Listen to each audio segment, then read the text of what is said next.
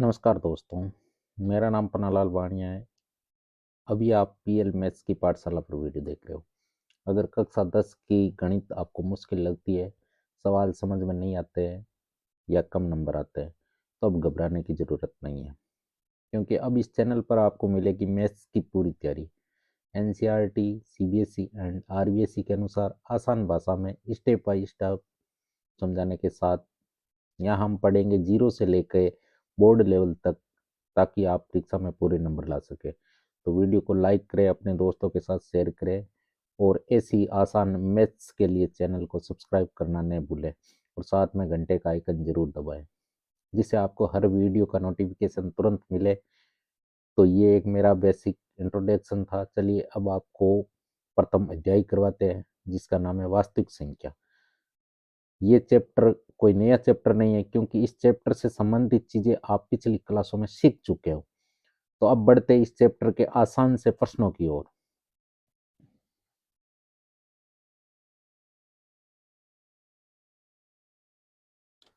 तो इस चैप्टर का पहला प्रश्न है, निम्नलिखित संख्याओं को अभाज्य गुणनखंड के गुणनफल के रूप में व्यक्त कीजिए। जैसे 140 है, तो इसका हमें अभाज्य गुणनखंड निकालना है। 140 अभाज्य गुणनखंड हम पीछे की छोटी क्लासों में सीख चुके हैं। तो देखिए 140 का हम गुणनखंड किस प्रकार निकालेंगे।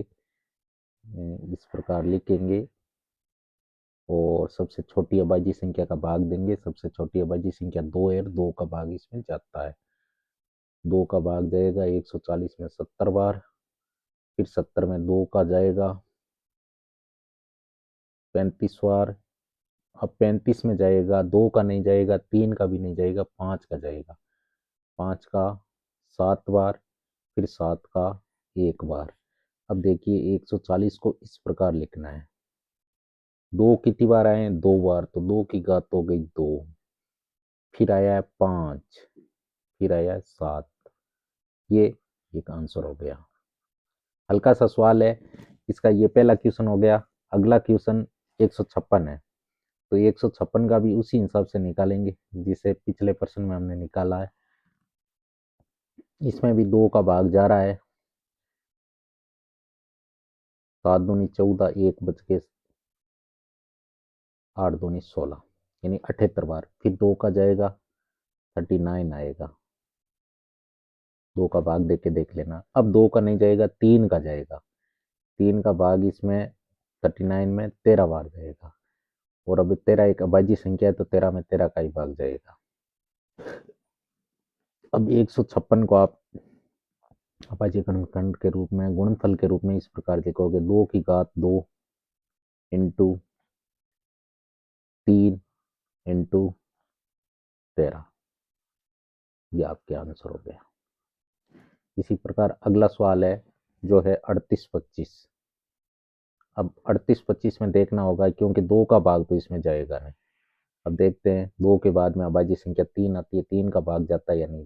3 की भाजकता का नियम क्या है? अंकों को जोड़ो और योगफल में 3 का भाग जा रहा है या नहीं जा रहा है। तो जैसे 3 और 8, 11, 11, 2, 13, 13, 5, 18।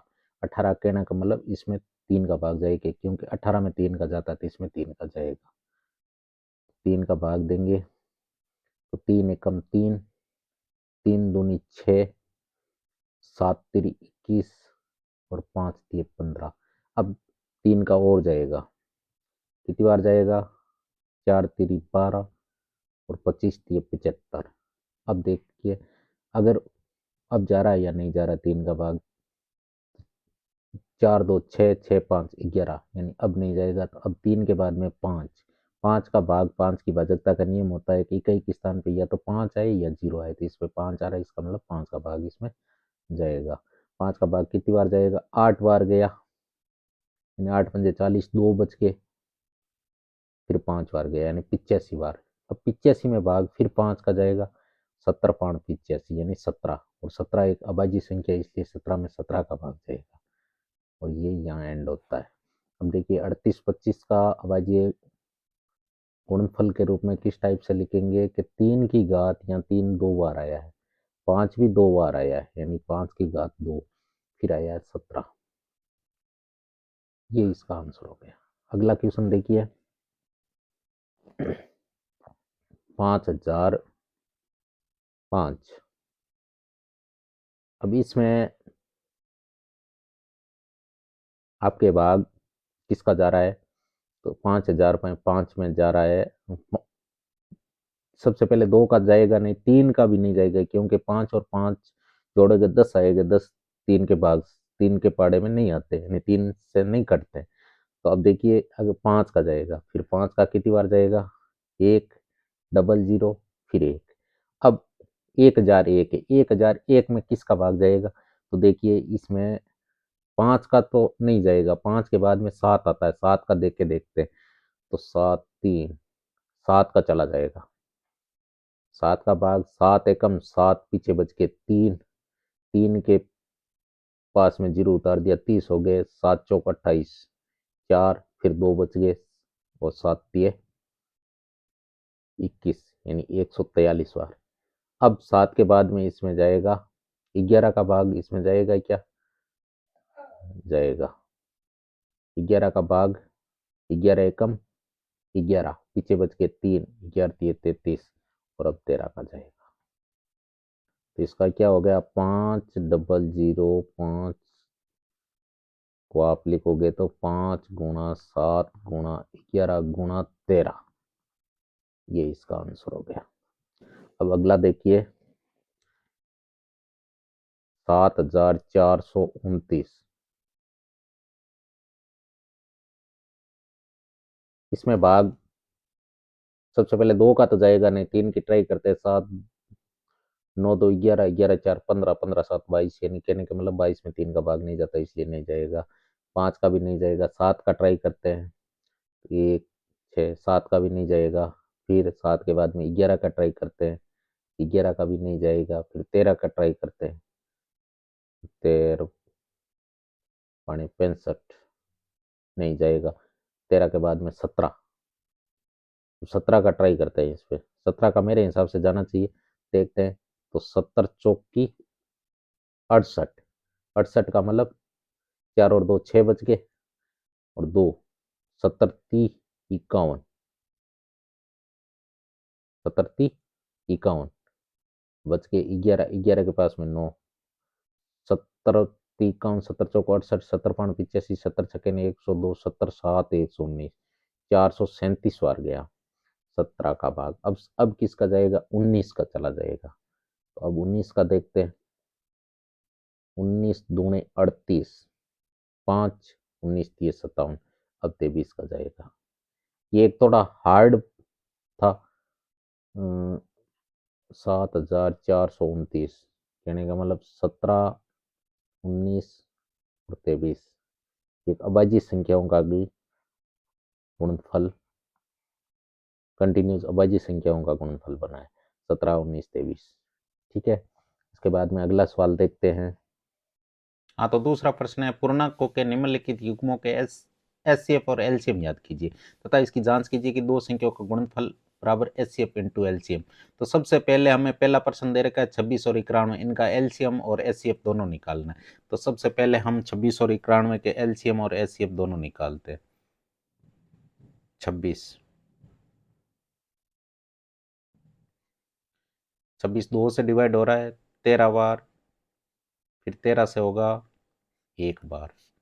इसी प्रकार 91 को निकाल करते हैं, तो 91 डिवाइड हो रहा है 7 से 13 बार और फिर 13 से 13 1 बार। अब देखिए 26 बराबर 2 इंटू 13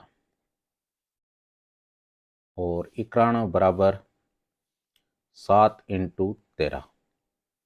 अब हमें एच सी एफ निकालना है, तो एच सी एफ होगा, यानी दोनों में कॉमन क्या है 13, तो इसका मतलब 13 तो एच सी एफ हो ही गया। अब एलसीएम, एलसीएम में 2 भी आएगा, 13 भी आएगा और 7 भी आएगा, तो 13 7 91, 91 दूना 182, ये हो गया आपके एलसीएम। अब हमें जांच करनी है, तो जांच करनी है, तो यहाँ जांच का मतलब ये कह रहा है कि दो संख्याओं का गुणनफल, दो संख्याओं का गुणनफल का मतलब पहली संख्या 26 और दूसरी संख्या 91, यानी पहली को मान लेते हैं ए, दूसरी को मान लेते हैं बी। इन दोनों का गुणनफल है वो H C F into LCM के बराबर होना चाहिए। अगर बराबर हो रहा है तो ये सही भी है।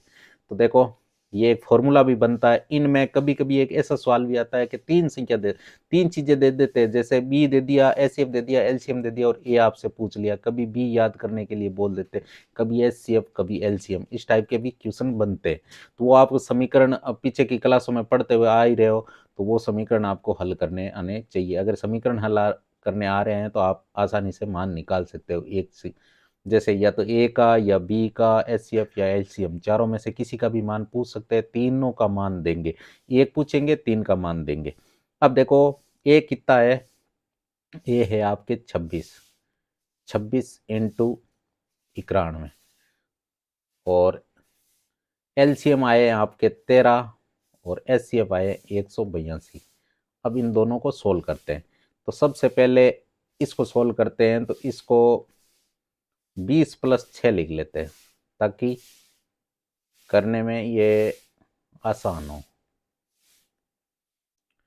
तो पहले 20 से गुणा करते हैं। 20 को 91 से गुणा करेंगे तो 0 को हटा दो, एक बार 2 से गुणा करो तो 182 और पास में लगा दिया 0, तो 1820, तो ये हो गए। फिर प्लस अब 6 से गुणा, 6 कम 6, 9 छक्की 54, 546। अब इन दोनों का योग कर लो। इन दोनों का योग करेंगे तो 6, 2 और 4 6, 18 और 5 23, यानी 23 66 इसका उत्तर आया। अब इधर देखो, इधर क्या आ रहा है, इधर हमें करना है 13 से, तो 13 दूने 26, मतलब की 2, 13 आटी 104, 104 और 2 106, असल की 10, 13 10 23। ये देखो इसके भी 23 66 आ रहे, ये देखो, और इसके भी 23 66 आ रहे। इसका मतलब अतः यहां लिख सकते हो, अतः ए इंटू बी, या दो संख्याओं का गुणनफल भी लिख सकते हो, बराबर H C F into LCM. ये आपके आंसर हो गया। अगला सवाल है, इसी टाइप का ही अगला सवाल है, सेम पैटर्न पे। आपको निकालना है 510 और 92 का। तो सबसे पहले 510 का निकालते हैं। 510 का निकालेंगे तो सबसे पहले इसमें 2 से डिवाइड हो रहा है, 2 से डिवाइड होगा, 25 दूने 50 और 5 दूनी 10, यानी 255। अब 2 से डिवाइड नहीं होगा, अब 3 से डिवाइड होगा, 3 से 8 तिरी 24 और 5 तिरी 15। अब 5 से होगा 17 बार, और अब होगा 17 से एक बार। इसी टाइप से अगला देखो 92, 92 है वो आपके 2 से डिवाइड हो रहा है, 2 से 46, फिर 2 से होगा 23, और अब 23 में 23 से ही डिवाइड होगा। अब देखो ये 510 को आप लिखोगे तो 2 इंटू 3 इंटू 5 इंटू 17, और आप लिखोगे 92 को यानी 92 को, तो इसका ये हो जाएगा 2 इंटू 2 इंटू 23। ठीक है, अब आप एच सी एफ और एलसीएम निकालो। तो एच सी एफ होगा, दोनों में कॉमन क्या आ रहा है, एक तो 2 आ रहा है और कुछ नहीं आ रहा है, केवल 2 ही आ रहा है। इसका मतलब एच सी एफ 2 हो गया। एलसीएम, एलसीएम में देखो सब आते हैं, यानी 2 भी आएगा, 5 भी आएगा और 17 भी आएगा और 23 भी आएगा। अब देखो 2 कितनी बार है, ज्यादा से ज्यादा, यानी 2 2 बार है, तो 2 की घात 2 लेंगे हम। अब 2 की घात 2 का मतलब 4 गुणा 5 गुणा 17 गुणा 23। इसको सोल्व करेंगे, इसको सोल्व करेंगे तो देखिए 4 को 5 से गुणा किया, और एक 3 भी है, ये 3 हमने छोड़ दिया, ये देखो ये 3 भी आएगा। तो 4 4 पंजे 20, 20 को 3 से गुणा किया 60, 60 को गुणा करो 17 से और फिर 17 को गुणा करो 23 से। इनको मल्टीप्लाई जब करते हैं तो 17 को 23 से गुणा करते हैं, ये तो 60 के 60 है ही, क्योंकि बड़ी बड़ी संख्या के पहले गुणा कर लो। अब 70 थी 51, हासिल की 5, 34 और 5 39। अब देखो इनको जब गुणा करेंगे तो जीरो का तो जीरो है ही, 6 कम 6, 9 छक्की 54 का 5, सॉरी 54 का 4, हासिल की 5 और 36 18 और 5 23, 23,460। ये क्या आया है? ये आया आपके SCF। अब जांच करनी है, अगर जांच करनी है तो फिर वही A इंटू बी बराबर SCF इंटू LCM। तो A कितना है? A है 510, 510 इंटू 92, SCF है 2, LCM है 23,460। अब इन दोनों को हल करेंगे तो सबसे पहले इसको हल करते हैं, तो यानी 510 इंटू, इसको हम 90 प्लस 2 कर लेते हैं ताकि ये आसान हो जाए थोड़ा। तो 0, फिर 0, फिर 9 एकम 9, 9 पंजे 45, फिर 2 बार, 2 बार 510 को 2 से गुणा करेंगे तो 1020। अब देखो 20, 9, 46, 46,920 आ गया इसका। और इसमें ट्राई करते हैं, तो 2 से गुणा करेंगे 23,460 का दुगुना है वो 46,920 ही होता है। इसका मतलब अतः लिख सकते हो अतः A इंटू बी बराबर SCF इंटू LCM। ये आपके अगला ये क्वेश्चन का आंसर हो गया। अगला देखिए इसी टाइप का है, इसमें पहले 336 का निकालना है। 336 में 2 से डिवाइड हो रहा है, तो 16 दूने 32, 8 168, फिर 2 से 8 4, फिर 2 से 4 2, फिर 2 से 21, फिर होगा अब आपके 3 से 7 और 7 और 1 और 54, 54 को जब डिवाइड करते हैं 2 से तो 27। अब 2 से नहीं होगा 3 से होगा, 3 का मतलब 9, फिर 3, फिर 3 और फिर 3 और फिर 1। 336 का क्या हो गया? जब इसके टुकड़े करेंगे तो 2 की घात कितनी आएगी? 1, 1 2 3 4, यानी 2 की घात 4 इंटू 3 इंटू 7 और 54, 54 क्या आएंगे? 2 इंटू 3 की घात 3। अब देखिए SCF निकालेंगे।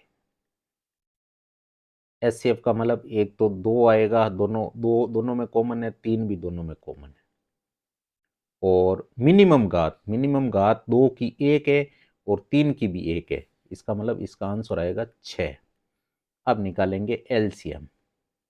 LCM निकालने के लिए आपके पास सभी आएंगे, जैसे 2 भी आएगा, 3 भी आएगा, 7 भी आएगा और इतना ही है क्योंकि 2 और 3 इसमें आ चुके हैं। अब ज़्यादा से ज़्यादा घात, तो 2 की घात ज़्यादा से ज़्यादा 4 है, 3 की घात 3 है। अब इसको सोल्व करेंगे तो 2 की घात 4 का मतलब होता है 16 और 3 की घात 3 का मतलब होता है 27 इंटू 7। अब इसको सोल्व करेंगे तो 16, 16 पानी 80, 16 छक्के सिन में 16 7 112, 112 का 2 हासिल की 11, 32 और 11 43। अब 7 से गुणा करेंगे, 7 दूनी 14, हासिल की 1, 7 तिरी 21, 21 एक 22 का 2 आंसर की 2, 7 चौक 28 और 2 30, यानी ये तो आ गया 30 24। अब देखो जांच करनी है, ये आपके एलसीएम आ गया। जांच करनी है तो ए इंटू बी बराबर H C F into LCM. तो ए कितना है, ए है आपके 336, बी है 54। इसी प्रकार एस सी एफ है आपके 6, एलसीएम है 30 24। अब इसको सोल्व करना है, तो इसको सोल्व करने के लिए आप 336 को गुणा करोगे तो 54, 54 थोड़ा बड़ा है तो इसलिए इसको दो पार्टों में डिवाइड कर लो, यानी तोड़ लो इसको, यानी 50 प्लस 4। अब ये गुणा करने में आसान हो जाएगा। अब देखिए पहले 50 से गुणा करते हैं, तो अगर 100 से गुणा करते हैं इसको, 100 से गुणा करते हैं तो 33,600 आता है। 33,600 का आधा कितना होता है, 33,600 का आधा होगा, या फिर गुणा ही कर लो, 5 अंक 30, हासिल की 3, 3 पंजा 15, 3 18, हासिल की 1, 5 3 15, 1 16, यानी वैसे 16,800 होता है। अब 4 से गुणा कर लो इसको, तो 6 चौक 24, हासिल की 2, 4 3 12, 2 14, हासिल की 1, 4 3 12, 1 13। अब देखो इनको जोड़ लो, 44 और 8 3 11, हासिल की 1, 16 1 17, 17 1 18, 18,144। और इधर देखो 624 का 4, हासिल की 2, 6 दूनी 12, 12 और 2 14, 14 का 14 और 6 3 18। देखो 18,144 इधर आ रहे हैं, 18,144 इधर आ रहे हैं। अतः यहाँ लिख सकते हैं, अतः ए इंटू बी इक्वल में है H C F into LCM के। ये लाइन आप लिख सकते हो। अब देखिए, अब आ गया आपके तीसरा सवाल। प्रश्न संख्या 3 है कि अभाज्य गुणनखंड विधि द्वारा निम्नलिखित पूर्णांकों के एचसीएफ और एलसीएम याद कीजिए। अब देखिए ये पिछला प्रश्न हमने दूसरा प्रश्न की पहला प्रश्न किया ना, उसी की तरह ही है, लेकिन पहले प्रश्न के अंदर संख्या कितनी थी, पहले प्रश्न के अंदर दो दो संख्या थी, इसमें 3 आ गई, बाकी कोई चेंजमेंट नहीं है। 3 संख्याओं का एचसीएफ और एलसीएम याद करना हमें। तो देखिए पहला सवाल है 12 15 और 21। तो सबसे पहले 12 का निकालते हैं अभाज्य गुणनखंड। तो 12 में 2 का भाग जाएगा 6 बार, 6 में 2 का जाएगा 3 बार, और 3 में 3 का जाएगा 1 बार। इधर 15 का निकालो, 15 में आपके 3 का जाएगा 5 बार, और 5 का जाएगा 5 में 1 बार। 21, 21 में आपके 3 का जाएगा 7 बार, 7 का जाएगा 1 बार। अब देखो यहाँ लिख दो 12, 12 के 2 की घात 2 इंटू 3, फिर 12 के बाद में 15, 15 में क्या आ जाएगा 3 इंटू 5, फिर क्या है 21, 21 में क्या आ जाएगा 3 इंटू 7। अब देखो H C F, H C F का मतलब जो सब में कॉमन आए, तो 2 तो नहीं आ रहा है, 3 आ रहा है सब में। देखो इसका मतलब ये 3 ही हो गया एच सी एफ, क्योंकि मिनिमम घात 1 ही है। और अब निकालेंगे एलसीएम। एलसीएम के अंदर 2 भी आएगा, 3 भी आएगा, 5 भी आएगा, और 7 भी आएगा।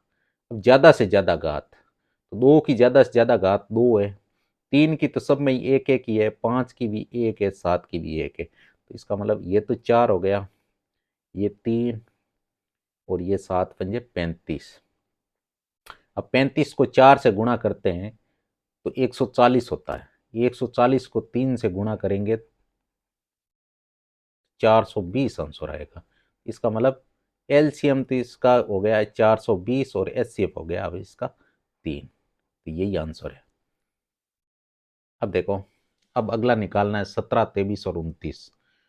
तो 17 17 में 17 का भाग ही जाएगा क्योंकि 17 एक अभाज्य संख्या है। 23, तो 23 में 23 का ही भाग जाएगा क्योंकि ये एक अभाज्य संख्या है। 29, 29 भी एक अभाज्य संख्या है, तो इसका मतलब 29 में 29 का ही भाग जाएगा एक बार। अब देखिए ये फैक्टर तो लिखने क्या है भाई, 17 का 17, 17 का 17, 23 का 23 और 29, तो सीधा एचसीएफ। अब एचसीएफ का मतलब इनमें कोई कॉमन नहीं आ रहा है भाई, 17, 23, 29 तीनों ही अलग अलग फैक्टर आ रहे हैं। तो इसका मतलब आप इनमें जो एक है ना वो तो सब में ही है, यानी 17 इंटू 1, 23 इंटू 1, 29 इंटू 1, यानी एक का भाग तो सब में ही जाता है। तो किसी में अगर इस प्रकार के फैक्टर आते हैं तो उनमें आप जो अगर कॉमन कोई नहीं मिल रहा है तो उसका हमेशा एचसीएफ है वो एक ही होगा। इसका मतलब एचसीएफ तो इसका एक हो गया। एलसीएम निकालते हैं, तो एलसीएम का मतलब तीनों को गुणा करना है, 17 को, 23 को और 29 को, इन तीनों को गुणा करना है। अब तीनों को गुणा करना है तो सबसे पहले तो इन दोनों को गुणा कर लो। इन दोनों को गुणा करोगे तो 70 × 51 असल की 5, 70 दूने 34 और 5 39। अब इसको गुणा कर लो, तो इसको गुणा कर लो तो आप 30 - 1 कर लो, क्योंकि 29 का पाड़ा आना कठिन है इसलिए। तो 0, 3 एकम 3, 9 तिये 27 हासिल की 2, 3 3 9 और 2 11, -391, क्योंकि 1 से गुणा करेंगे 391 आएगा। अब 10 में से 1 गया 9, 2 बच गए, 12 में से 9 गए 3 और यहाँ बच गए 6, 6 में से 3 गए 3, 11।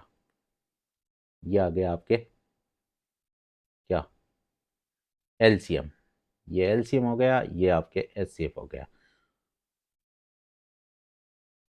ये देखो अगला, इसके अंदर 8 है, तो 8 का फैक्टर हम जब निकालेंगे तो 8 में 2 का भाग जा रहा है 4 बार, फिर 4 में जाएगा 2 का 2 बार, 4 में 2 का भाग 2 बार, 2 में 2 का 1 बार। इसी प्रकार हम 9 का निकालेंगे तो 9 में 3 का भाग जाएगा 3 बार, 3 में 3 का 1 बार, और 25, 25 में 5 का जाएगा 5 बार, फिर 5 का 1 बार। अब देखो सबसे पहले हम 8 का फैक्टर लिखेंगे, यानी 2 की घात 3, फिर लिखेंगे 9, 9 में 3 की घात 2, फिर हम लिखेंगे 25 और 25 में लिखेंगे 5 की घात 2। अब यहाँ से हम एचसीएफ निकालेंगे। एचसीएफ निकालेंगे तो कोई कॉमन संख्या नहीं आ रही है, कॉमन संख्या नहीं आ रही है भाई, 2, 3, 5 इनमें से कोई कॉमन नहीं है, तो इसका मतलब एचसीएफ तो इसका एक हो गया। एलसीएम, एलसीएम का मतलब तीनों को मल्टीप्लाई करना है, यानी 2 की घात 3, 3 की घात 2 और 5 की घात 2। अब देखो 2 की घात 3 का मतलब 8, 3 की घात 2 का मतलब 9 और 5 की घात 2 का मतलब 25। अब 25 को 8 से गुणा कर दो, 200 और 200 को 9 से गुणा करते 1800, यानी एलसीएम आ गया आपके इसका 1800। अब देखो, अब है चौथा प्रश्न, प्रश्न संख्या 4 है, एचसीएफ 306, 657 बराबर 9 दिया गया, यानी कहने का मतलब 306 और 657 का एचसीएफ तो आपको 9 दे रखा है, और एलसीएम है वो 306 और 657 का याद करना है। कहने का मतलब पीछे मैंने अभी आपको बताया था कि 3 चीजें आपको देंगे, एक चीज आपको याद करनी, उसी के अनुसार है। कहने का मतलब 306 और 657 ए और बी दोनों संख्या दे दी और एचसीएफ दे दिया और एलसीएम आपको पूछ लिया। तो अब देखो ये सवाल कैसे सॉल्व होगा, A into B equal HCF into LCM के। अब इसको चाहे ऐसे लिखो और चाहे ऐसे लिखो, H C F into LCM equal A into B. इनमें कोई फर्क नहीं है, इधर से इधर अल्टी पल्टी लिख सकते हैं क्योंकि दोनों का मान बराबर है। अब देखो दिया क्या है आपको, एक तो आपको HCF दे रखा है यानी 9, LCM हमें याद करना है, और क्या दे रखा है, ए का मान कितना दे रखा है 306, और बी का मान कितना दे रखा है 657। अब हमें तो निकालना है एलसीएम, एलसीएम निकालना है तो एलसीएम तो इधर रखो, और बाकी 9 है गुणा में तो इधर भाग में भेज दो, यानी 306 इंटू 657, इनके बट्टा में चला जाएगा 9। अब 9 से काट दो, किसको काटो 306 को ही काट दो, तो इसको अगर काटोगे तो 9 3 27, यानी 3 बार कटेगा, पीछे बच के 3 और 9 चौक 36 34।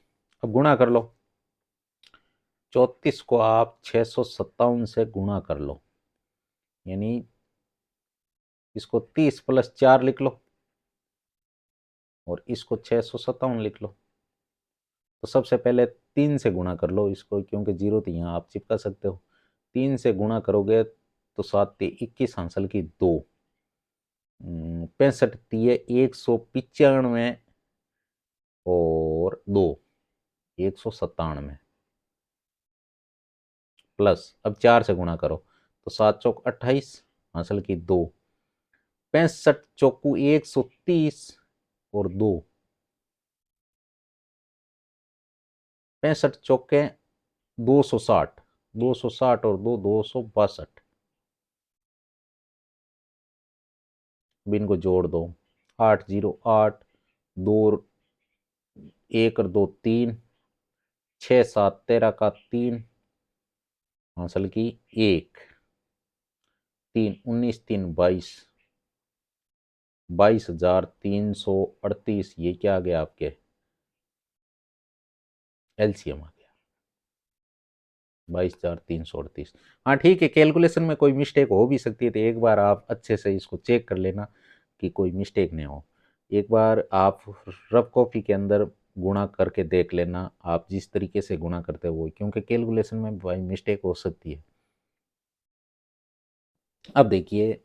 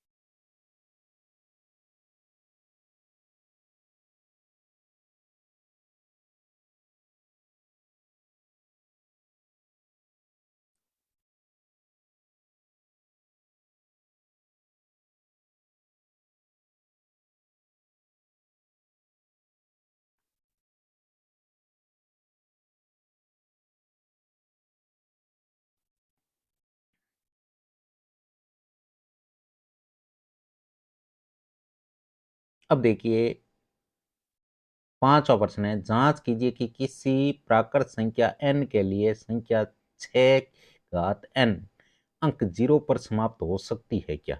यह हमें जांच करके भी बताना है कि ऐसा कोई नंबर जो 6 की घात n, यानी n की जगह कोई मान है और n एक प्राकृत संख्या, प्राकृत संख्या का मतलब प्राकृत संख्या 1 से स्टार्ट होती है और अनंत तक चलती है, सभी पॉजिटिव नंबर प्राकृत संख्या कहलाते हैं। तो ऐसा एक नंबर लेना है और इसकी जांच करके बतानी है कि क्या वो 0 पर समाप्त होता है क्या। यानी आपको इस टाइप बताना है कि 6 की घात n ये 0 पर समाप्त होता है क्या, ये आपको बताना है। तो ये बताने के लिए आज सबसे पहले आपके पास, यानी 6 की घात n का मतलब 6 की घात 1 हो सकती है, 6 की घात 2 हो सकती है, 6 की घात 3 हो सकती है, 6 की घात 4 हो सकती है। इसी प्रकार चलते चलते 6 की घात n भी आएगा। तो देखो 6 की घात 1 का मतलब 6, 6 की घात 2 का मतलब 36, 6 की घात 3 का मतलब 216, 6 की घात 4 का मतलब 1296। अब देखो एक चीज नोट करो कि 6 के पास में आप n की जगह अलग अलग मान रख रहे हो, यानी अनचक 1 2 3 4 यहां तक ही रखा है, बाकी आप और भी रख के देख सकते हो। लेकिन अगर यहाँ पे आप मान कुछ भी रख रहे हो लेकिन अंश और इकाई के स्थान पे क्या आ रहा है, यानी ये कह रहा है 0 पर समाप्त हो सकती है क्या, तो 0 पर समाप्त कहाँ हो रही है, देखो इकाई के स्थान पे 6 6 6, चारों में ही 6 ही आ रहा है। इसका मतलब कुछ न कुछ तो ये 0 पे तो समाप्त होगा नहीं। तो अब ये चीज तो हमें पता चल गई। अब देखो इसको हम सिद्ध करके कैसे बताते हैं, यानी 6 की घात n, इसको दो टुकड़ों में बांट सकते हैं, 2 और 3, और यहाँ पे n लगा सकते हैं।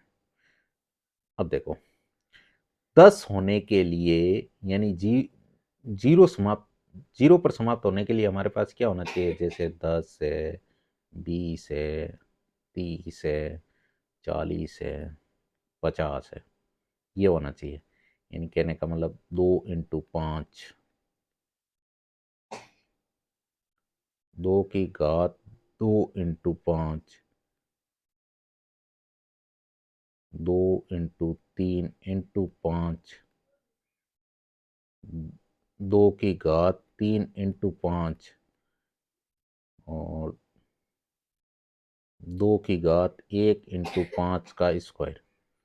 अब देखो ये होने के लिए आपके पास 10 होने के लिए 2 और 5, 2 और 5, 2 और 5, 2 और 5, 2 और 5 तो सभी में देखो, सभी में कॉमन है 2 और 5 तो, लेकिन 3 आया है तो अदर संख्या तो आ सकती है, लेकिन मिनिमम आपके पास 2 और 5 तो होने ही चाहिए। अगर 2 और 5 नहीं होंगे तो इसका मतलब वो 0 पे समाप्त नहीं होगा। तो इसकी एक बढ़िया सी सुंदर सी लाइन यहाँ मैं लिखता हूँ कि ये ऐसा नहीं हो सकता है, ये हमने सिद्ध करके बता दिया है। अब आपको यहाँ लिखना है कि यदि किसी संख्या के अभाज्य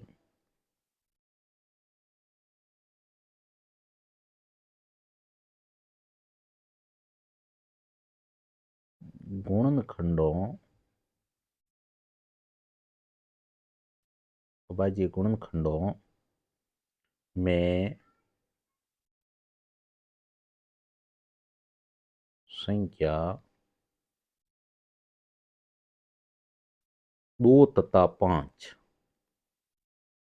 2 तथा 5 अनिवार्य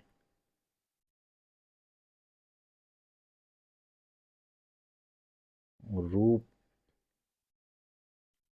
से अंकित हो तो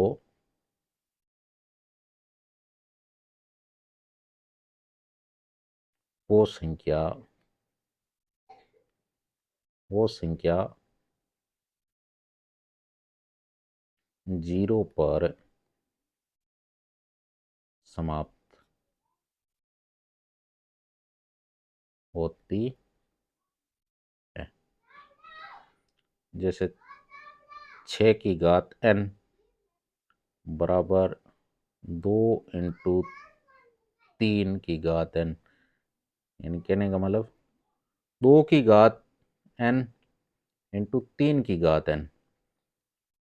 अतः आप लिख सकते हो 6n के अभाज्य गुणनखंड,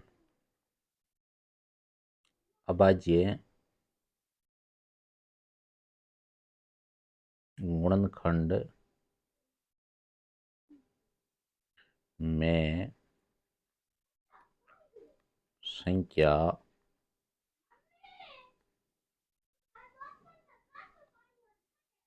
5 उपस्थित नहीं है।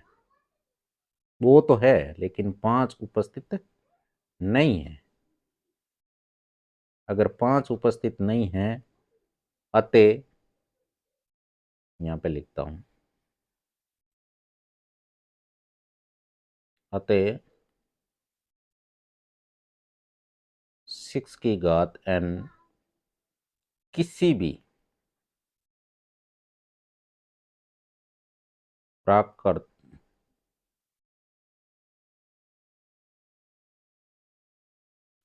प्राकृत संख्या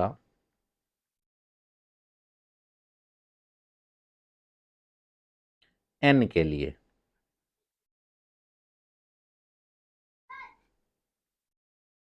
जीरो पर समाप्त नहीं हो सकती, नहीं हो सकती। यह है इस प्रश्न का आंसर। अब देखो अगला सवाल।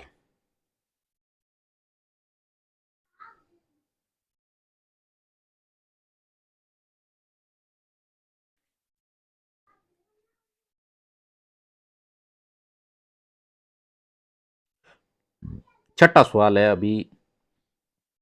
छठा सवाल है कि व्याख्या कीजिए कि 7 × 11 × 13 + 13 और 7 × 6 × 5 × 4 × 3 × 2 × 1 + 5 भाज्य संख्याएं क्यों है। इनका आपको बताना है कि ये भाज्य संख्या क्यों है। अब कहने का मतलब यहाँ दो सवाल दे रखे हैं, जैसे एक सवाल ये अपने आप में अलग है और ये एक अपने आप में अलग है। अब दोनों सवालों को आपको सोल्व करना है, यानी इसका नाम आप ए दे सकते हो, इसका नाम बी दे सकते हो, क्योंकि क्वेश्चन में तो साथ में ही दिया है लेकिन ये अलग अलग दो सवाल है।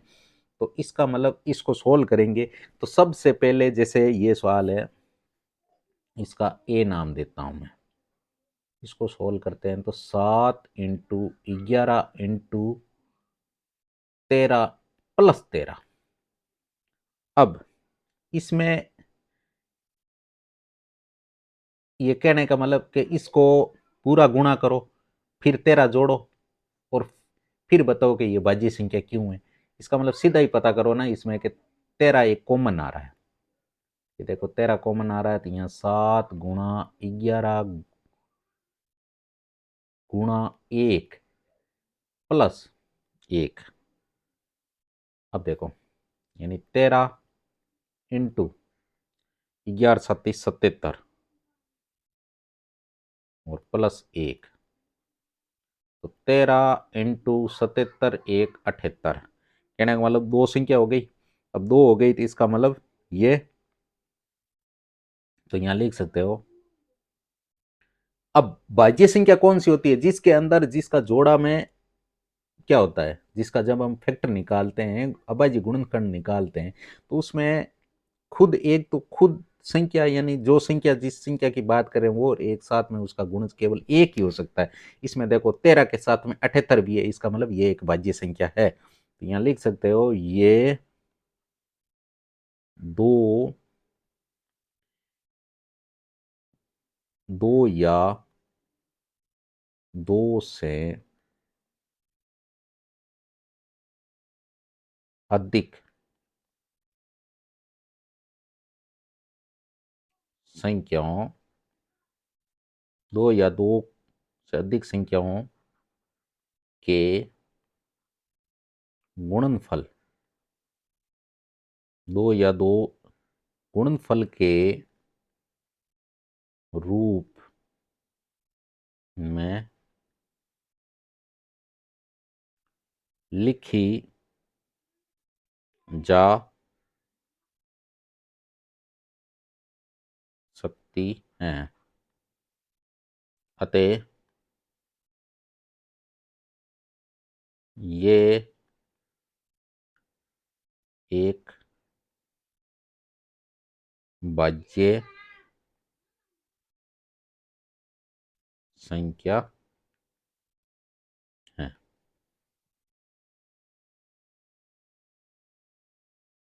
इसी टाइप दूसरा सवाल कर सकते हैं हम। जैसे बी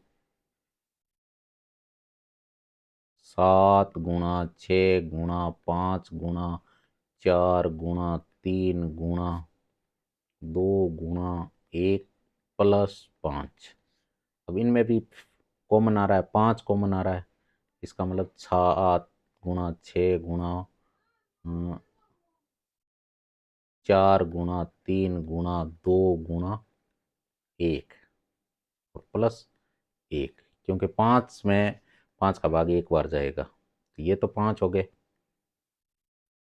ये देखो 7 × 42, 42, इनको आप गुणा कर सकते हो, जैसे 42 गुणा 4 × 3 = 12, 12 × 2 = 24, 24 से 24 × 2 = 48, 4 और 24 चौको छिन्नवे 400,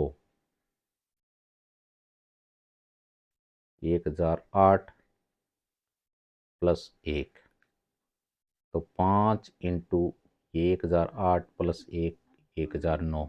इसका मतलब ये इसके भी दो हो गए। अब ये लाइन आपने जो यहाँ लिखी है सेम टू सेम यहाँ लाइन नीचे आप लिख सकते हो, क्योंकि इस टाइप का सवाल एक कोई आएगा आपके एग्जाम में, तो ये लाइन आपको याद रखनी है। तो ये लाइन आप यहाँ से उठा के यहाँ चिपका सकते हो, सेम का सेम। अब देखो, दो या दो से अधिक संख्याओं का गुणनफल के रूप में लिखी जा सकती है। कहने का मतलब ये 13 तो है, 13 को तो हम नहीं लिख सकते, एक बार ही लिख सकते हैं, लेकिन 78 को लिख सकते हैं। 78 को 13 6 78 39 दूना, इसका जो भी इसके फैक्टर बना सकते हैं और इसके भी फैक्टर बना सकते हैं, इसलिए फैक्टर बनते हैं आगे, तो ये आगे और भी लिखा जा सकता है, इसलिए ये यहाँ समाप्त हो रहा है। ये चीज़ आप ये लाइन इधर लिख सकते हो, तो इसे आपके सॉल्व हो जाएगा। तो ये आपके छठा क्वेश्चन हो गया। अब अगला क्वेश्चन है सातवां। सातवां क्वेश्चन है, वो ज़्यादा क्वेश्चन में तो कुछ नहीं है, लेकिन इस क्वेश्चन ये क्वेश्चन दो टाइप से पूछा जाता है। वैसे है बहुत ही अच्छा क्वेश्चन है, बहुत बड़ा क्वेश्चन है, सोल्व करने में इसमें ज़्यादा टाइम नहीं लगेगा, लेकिन इसको समझना आवश्यक है। ये क्या लिख रखा है कि किसी खेल के मैदान के चारों ओर एक वृत्ताकार पथ है। इस मैदान का एक चक्कर लगाने में सोनिया को 18 मिनट लगते हैं, जबकि इसी मैदान का एक चक्कर लगाने में रवि को 12 मिनट लगते हैं। यदि दोनों एक ही स्थान और एक ही समय पर चलना प्रारंभ करते हैं तथा एक ही दिशा में चलते हैं, तो कितने समय में वो पुनः प्रारंभिक स्थान पर मिलेंगे।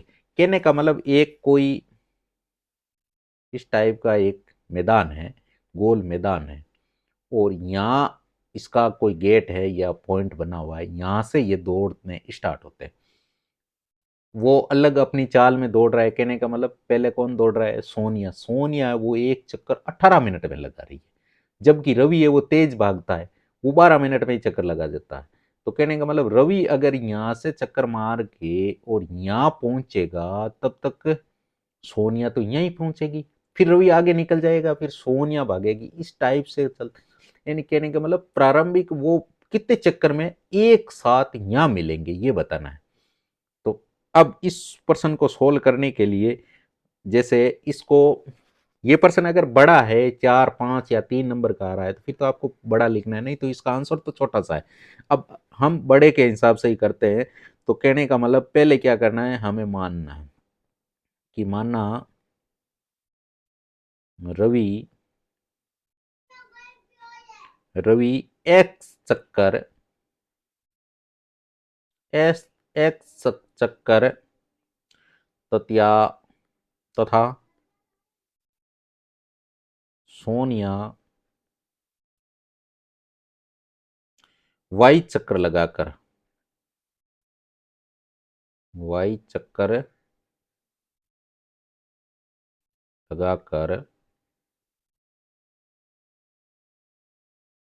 पुणे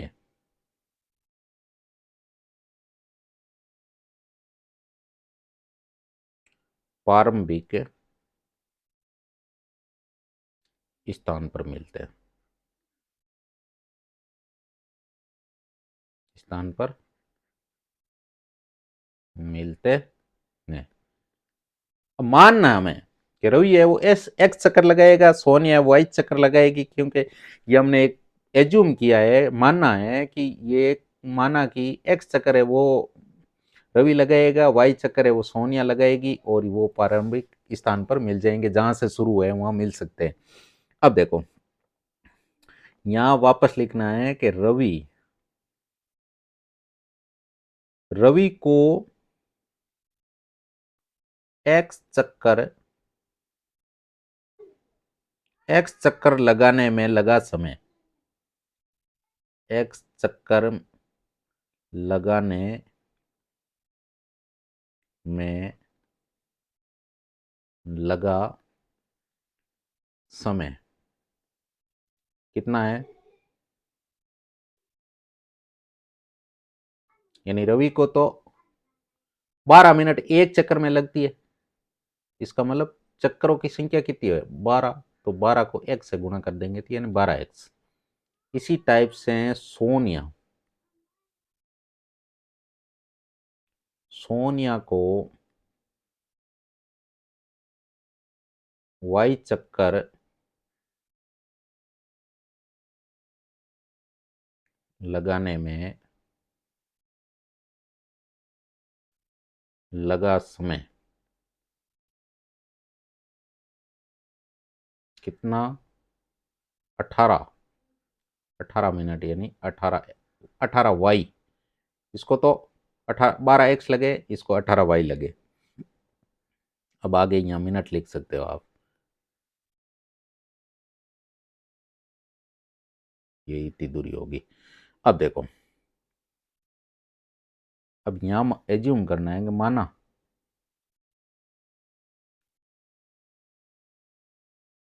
दोनों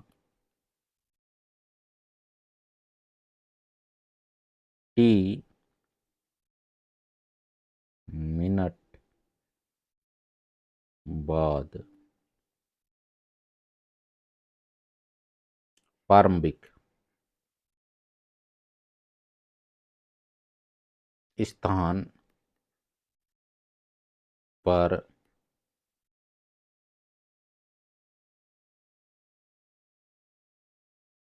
मिलते हैं। माना कि दोनों टी मिनट के बाद में दोनों आपस में मिल जाते हैं, तो कहने का मतलब, तो टी बराबर क्या होगा, टी बराबर 12x होगा, और इधर टी बराबर 18x 18y होगा। तो इसका मतलब, कहने का मतलब 12x और 18y दोनों बराबर है, दोनों बराबर है। तो टी है वो क्या है,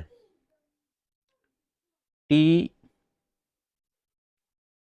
12 हुए 18, दोनों का गुणज है, दोनों का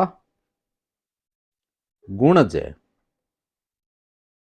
गुणज है। अतः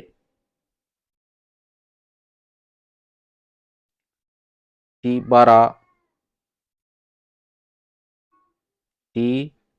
12 तथा 18 दोनों का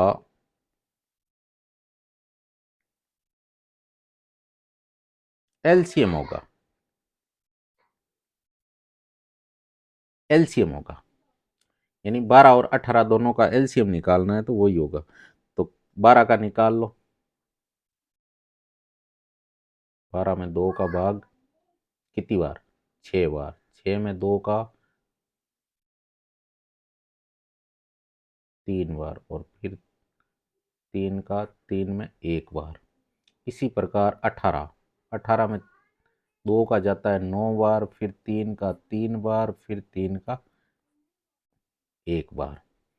तो कहने का मतलब 12 का तो क्या हो गया, 12 का तो आपके हो जाएगा 2 की घात 2 इंटू 3, और 18 का हो जाएगा 2 इंटू 3 की घात 2। तो एलसीएम क्या हो जाएगा, एलसीएम होगा आपके 2 की घात 2 का मतलब 4 और 3 की घात 2 का मतलब 36, सॉरी 9, 9 चौक 36, यानी वो 36 मिनट बाद में दोनों मिलेंगे। ये एक सवाल 1 नंबर का आता है तो इतना सा ही आंसर है, और ये चीज़ें हम पीछे सीखते आ रहे हैं। लेकिन ये हमने जो रामायण लिखी है, इसका मतलब जो आपके सवाल अगर 5 नंबर का या 3 नंबर का आता है तो ये आपको पूरा लिखना पड़ेगा, क्योंकि ऐसे नंबर कोई नहीं देगा, इसलिए ये चीज़ें लिखी है। और बाकी इसका आंसर तो केवल ये इतना सही है। तो अभी आपके 1.1 यहाँ प्रश्नावली समाप्त हो रही है।